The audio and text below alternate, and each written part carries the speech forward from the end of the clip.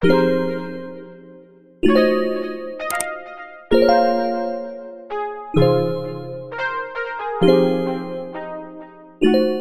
if you're new to my channel, welcome and thank you for clicking on my video.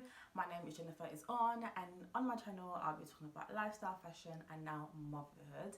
And if you are a returning subscriber, thank you so much for watching another one of my videos. In today's video, as you can tell by the title, I'm going to be discussing my labour and delivery story. Yes, the reason why I've been off YouTube is because I've been mummering, if that's even a word. The mum life is the ghetto. I'd never have any time. Once I finished looking after her and my husband and the household, I am knackered. I watched so many labour and birth videos, vlogs, information videos, and it was so helpful and it was so heartwarming, and it just gave me courage, and it kind of helped with my anxiety of, you know, giving birth to a baby. So I was having my appointments and I got to 36 weeks. I got to 36 weeks. I went in and the sonographer, you know, scanned the baby. We saw the baby was fine. However, they did notice I had a lot of amniotic fluid around baby, and it was over the recommended sort of level. It has to be between 8 and 18 centimeters, which is the normal range. However, mine was measuring at 24 centimeters, so they had a concern. They basically diagnosed me with Polyhydramnios. I think that's how you pronounce it. I will leave like the actual spelling on the screen. So the sonographer told me to wait in a waiting room until a doctor would call to just double check my result. A lovely doctor came out and basically explained that it's quite concerning why there's a lot of amniotic fluid around baby. However, it could be because of different factors. There's not really a reason. They're gonna monitor my sugars, and they took some blood to kind of see what's going on with me and baby. The doctor also explained complications around me having too much amniotic fluid around baby. I was so worried about like labour in general, and then for this to be added, I was just like, Prior to that, my pregnancy was amazing. I had no complications. I was classified as a low-risk pregnancy. The plan was to give birth vaginally. Some of the risks associated with having polyhydramnios is you could have a premature birth, your waters could break prematurely, or your baby could have underlying health conditions. So it was so scary, guys. She took my blood, like I mentioned, and she gave me a machine to monitor my blood levels, my blood sugars, I should say. And she said, measure your blood sugars after your breakfast, lunch and dinner for 7 days. With the blood results, they should be able to see what's going on. Also, the baby could have just, you know, had a pee, and that's why the amniotic fluid seems more than what it is. I was measuring my sugars and I was within range, and I submitted my details, and then a week later the doctor called me and said, look, we've checked your sugars that you submitted, and your blood test not showing anything wrong with baby. However, we're going to schedule you in for another appointment to just check baby again and to see if the fluid has gone up or gone down. The next week I had my appointment, and at this point I was 36 weeks pregnant, and I had my follow-up appointment. They checked baby and the amniotic fluid around baby, and it had gone down. So I was so happy. It went down, there was no concern. I went back home, and before I went back home, they scheduled me in for a 37-week appointment. And it was midweek. My appointment was maybe like on a Wednesday or Thursday, and at this point I was already on maternity leave, so I could just go to appointments whenever, and I was lounging about just waiting for baby to arrive. Weekend came and I had a yoga ball. I had it weeks before, and I was just bouncing on it, and I was doing sort of like pregnancy yoga to help with my like energy levels and stuff. And I noticed that the ball had deflated, so I went to go get the pump. I was by myself, husband was at work, and I pumped the ball, and I sat on the ball to just check whether it was at the right pressure and it was high enough, and it was fine. I literally bounced for like two, three bounces, and I felt like I needed to go toilet, like a wee. Went to the toilet and I didn't wee. Got a feeling like I need to wee, but there's no wee. I got up and my waters broke. My midwives and the nurses and the doctors would say, Your water's not gonna break like the movies. It's not gonna be like that. Your waters is likely gonna break when you're in labor, and you know, we might have to pop it for you. It's really unlikely that your water just breaks like that. So I was not expecting that. So my waters broke, and it was a lot. It was a lot. It was gushing. It was like the movies. It gushed everywhere. Prior to that, my doctor said if my water does break, then first thing I should do is go on all fours and feel for the umbilical cord, because another risk which I didn't mention is that if you have too much water and your water breaks, because of the pressure of how much water you have, sometimes your umbilical cord can slip out. That could cause compression, which means baby won't be able to breathe properly. That is a very, very, very dangerous situation to be in. I went down on all fours, felt around, there was no umbilical cord, so I called 999, and they sort of asked me questions. Am I high risk? How many babies? How many weeks? What can I feel? What can I see? Is there blood? All these questions I answered, and they said, you seem fine. You don't sound like you're in labor yet because you're not feeling any pains, any contractions. So I would advise you call your labor and delivery ward and see what they say. I hung up, called my husband and said, come home now, come home, baby is coming. So he rushed home. I called my labor and delivery ward, and they asked me questions, and I said, okay then, since your water has broken and you did have polyhydramnios, we think you should come in so we can check you and baby. At this point, husband had already come, so the water did not stop gushing until maybe 5 hours. So between this time, what time was it? I think it was about like 9-10. So about from 9 to 10 to about 2-3, my water was just still gushing. I had like 3-4 pads, like really thick pads that were in my hospital bag. Didn't do anything. I got dressed, I was leaking everywhere. Living room, hallway, down the stairs, in the car, hospital entrance, everywhere. We got there around 9:30. We were waiting, and the nurses looked so pissed off with me because there was water everywhere. So they like put up signs and tissue, and they're like, is that coming from you? And I was like, yes, it is. Finally, I got seen, and a nurse strapped me up to a monitor and was checking. My baby was really active at night. At this particular day and this point, she was not active. Concerned about baby's movement, we're gonna keep you in here for longer until we are happy with baby's movements. An hour went past, they came to check, I was still leaking, they were like replacing pads, everything. It was quite embarrassing, I would say. It was really embarrassing. They checked and they could see baby moving, baby was okay, my blood pressure was okay, and they also started noticing contractions. So I started to contract, which they were really happy about. So they said, look, labor is on its way. They said, because your water has broken, nothing is protecting baby, so you have to give birth within 24 hours or you're looking at possibly getting a C-section. Also, if you don't go into labor naturally, we're gonna have to basically still induce you so you can hurry up with labor, because it's not safe for baby to be in my stomach with no protection, and the amniotic fluid is baby's protection. So they sent me and my husband home. They said, when your contractions are 5 minutes apart, lasting more than 1 minute, call us. I said, okay then, fine.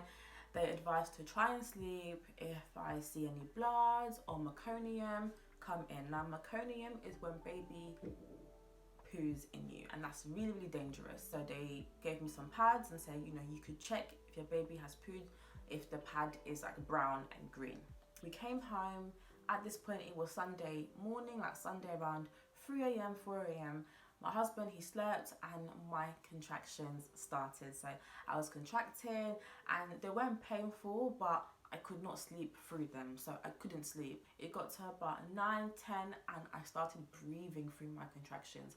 And for me, when I started breathing through my contractions, I already knew that this is it now. It's gonna get worse. There's no going back.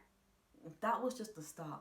I would not wish that pain on my worst enemy. I was breathing through my contractions. At this point, my mum then came over, so I was at home with my mom and my husband.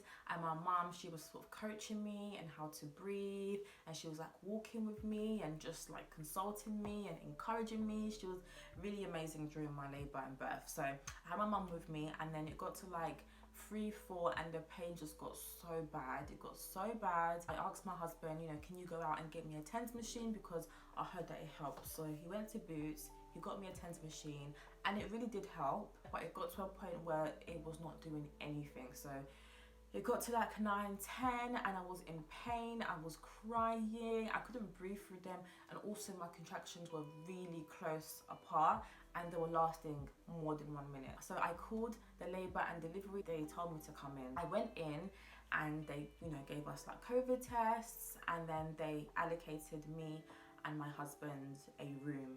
And in that room was a bed for me, a chair for my husband, and also a cot for my baby who was gonna come out. At this point, a nurse came. My mom couldn't come in, so she still came with us to the hospital. And I phoned her and I said, look, I'm in my room now, you can't come in, because I think it was only 1 person per room. So she went home and she said that she'd come the following day, which would have been a Monday. I got into my room, my husband was by my side, and a nurse came and she checked me. So they check you for dilation. She said, you haven't dilated, babes. And she said the fact that you're still using that TENS machine means that you got a long way to go, because there'll be a point where that TENS machine will do nothing for you. And my heart dropped when she said that. So I begged, I said, you know, can I have some pain relief? Like, give me something. And she gave me paracetamol. So I had paracetamol, and I was like, what is this? I don't even use paracetamol on a normal day for like period pains and toothaches. It doesn't do anything. So imagine like in pregnancy, I want morphine, I want gas and air, I want epidural right now. The pain got so bad, I vomited. I puked everywhere, on my hospital bed, on the floor, everywhere. So my husband called the nurse. The nurses seemed so pissed off, and I said, look, I'm in pain and I'm gonna vomit again, so I need something stronger than paracetamol. And they said, look, we can't give you anything, darling. You've 0 centimeters dilated. However, we advise you get dressed, go to the shower, and take a shower, because water sometimes helps with labor pains. I was like, I can't even get up. My lovely husband helped me stand, and he walked me to the shower room where I could take a shower.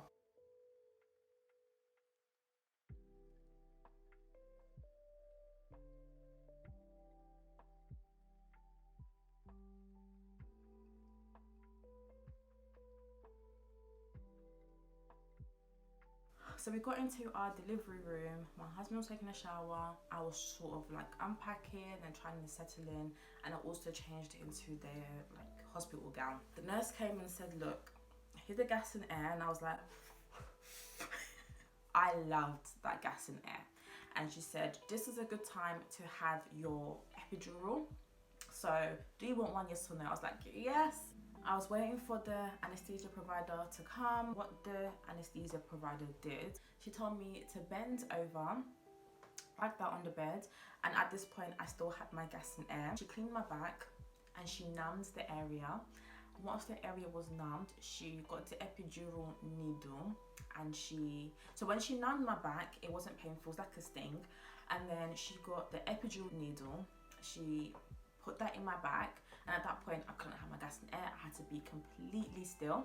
She used a catheter and she threaded the catheter through the needle, removed the needle, and then she put like a sticker so that the catheter stayed in place. Yeah, that was it. And then she said your epidural will kick in maybe 10 to 15 minutes. Until then, use your gas and air. And she said I could use both. It wasn't painful at all. So those people worrying about epidural and needles, it does not hurt at all. So once that was fitted, they waited for my epidural to kick in, and then they fitted another catheter through my bladder so that, you know, I could pee, because when you've got the epidural, you can't feel anything from waist down.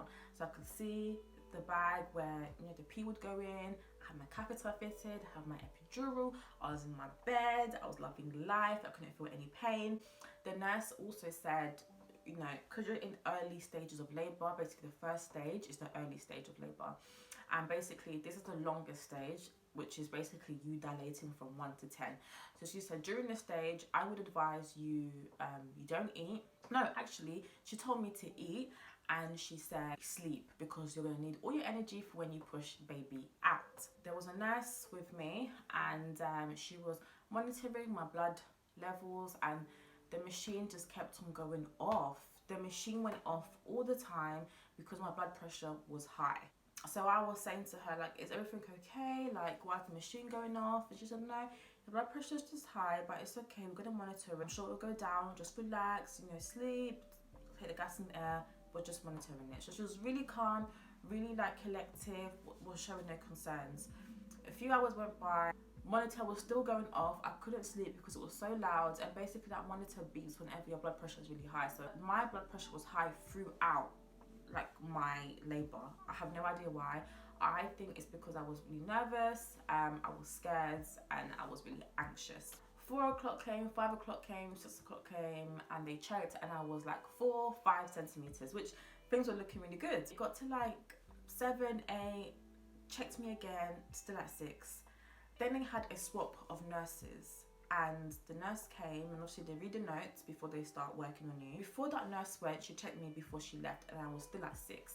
And also there was meconium, and basically meconium is when baby poos inside of you, and it's really dangerous because they can swallow that and then they can come out not breathing and stuff like that. So I obviously done my research prior to this, and I said, look, I've got meconium now, like, what does that mean?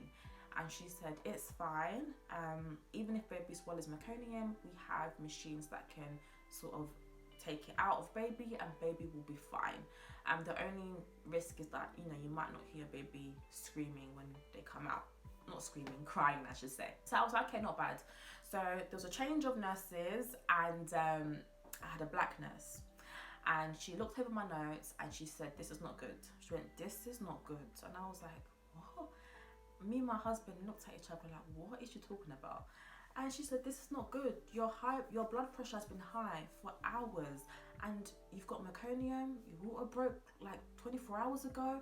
This is not good. I was like, but the nurse that was here never said that. She went, yeah, but I'm saying it now. This is not looking good. Look, we can monitor the situation, but this is not good.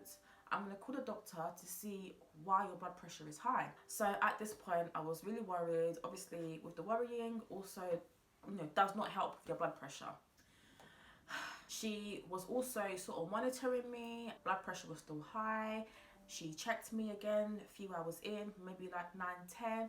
And she said, you're still 6 centimeters, you're not moving. And then the doctor came, and the doctor said, your blood pressure is really high, which maybe could indicate that you have an infection, which is really common when your waters break prematurely.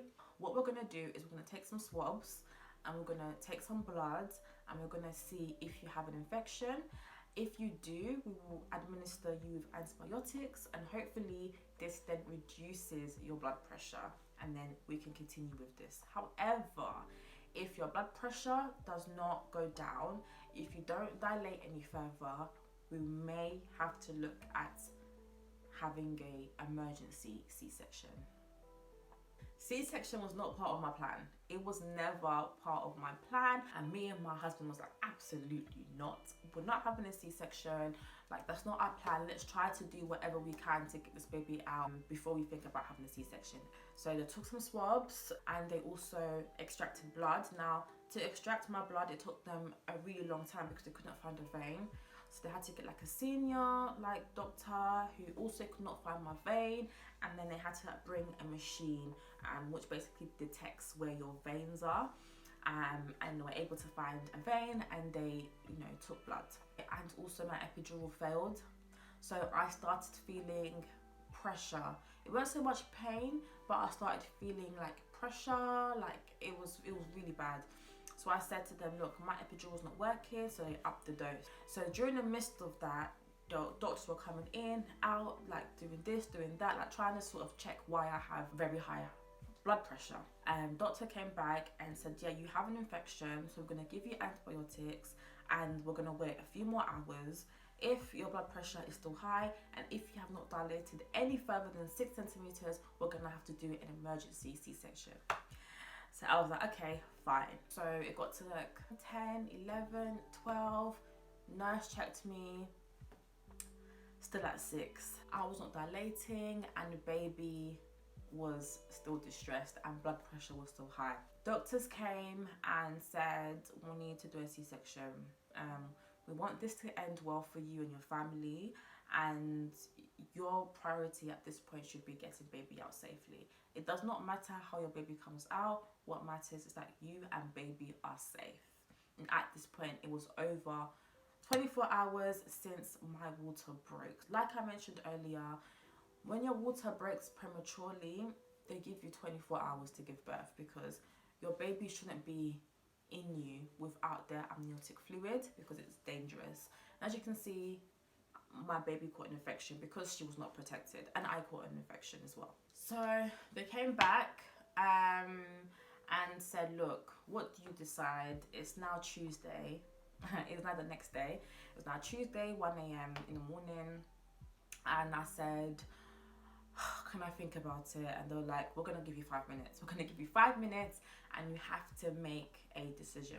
Me, my husband and my mom, we were like, what should we do? Mom was like, just have your C-section. I've had one, it's not that bad. Baby needs to come out, like you have no choice. My husband was like, it is what it is. They came in, I said, yeah, let's go for it. And at this point, it was all a blur.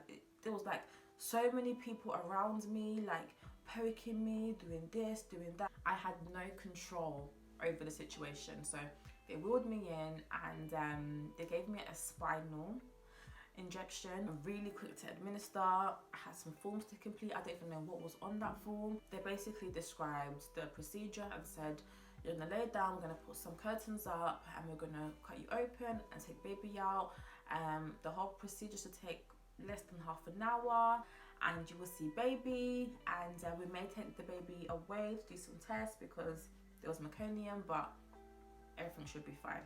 Gave my spinal, put cold spray on my legs. I couldn't feel anything. They're like perfect. Laid me down and I started shaking. I had uncontrollable shakes. I have no idea. I was like on the table. I don't know why. Apparently it's normal. My husband then came. He was wearing his scrubs and yeah, they cut me open. I felt a lot of tugging. It was like this on the table. They were like, you know, you feel tugging. A few minutes later, I felt like relief. Like I felt like bloop. He said, baby is here, and he lifted the baby and I was like, I can't see her, I can't see her. And he went like that and she was crying and it was just a really joyous moment. My husband then went over, he cut the umbilical cords and they checked her over and she was all fine. Because I was so drugged up, I had the epidural, I had the spinal, it was all a blur. I don't think I took in the moment. I just looked at her and I was just like, thank God she's okay. So my husband left the room. They continued, you know, stitching me up and stuff. And it was done. It was finished. They said, well done. We're going to wheel you into the recovery section. We're going to give you your baby a few moments after. We'll just check in. And then, you know, you can just recover. So I was in the recovery area and I was still shaking, and then 20 minutes later the shaking kind of like stopped, and they gave me baby. Baby was in, you know, her little crib or baby bed, I should say, like a baby hospital bed, and they wheeled us both over back to our room. My mum was there and she's like, let me see baby, and she looked at the baby and was like, oh. And that was it, guys. Baby was born. She was healthy. She weighed 3.16 kg and she was born at 3:23 a.m. I believe, yeah, 3:23 a.m. and she was perfect. A few moments later I was able to breastfeed her and she latched really, really well. But I had a really horrible like breastfeeding journey, and I will do a separate video on that later. I thank God that I was safe, she was safe. She's now big and she's like crawling, nearly walking, she's striving, she's intelligent, she's just amazing. Everything that I thought she would be, she is. thank you so much for watching this video until the end. Like this video, share it, subscribe, really helpful. I'm back on YouTube now. I'll be doing 2 videos a week, hopefully. I really want to grow my channel this year, so I'm going to be consistent and try to upload as much as possible. There will be a lot more mummy content, so hopefully I have more mummies subscribed to my channel. And yeah, thank you so much for watching. I'll see you guys in my next video. Bye.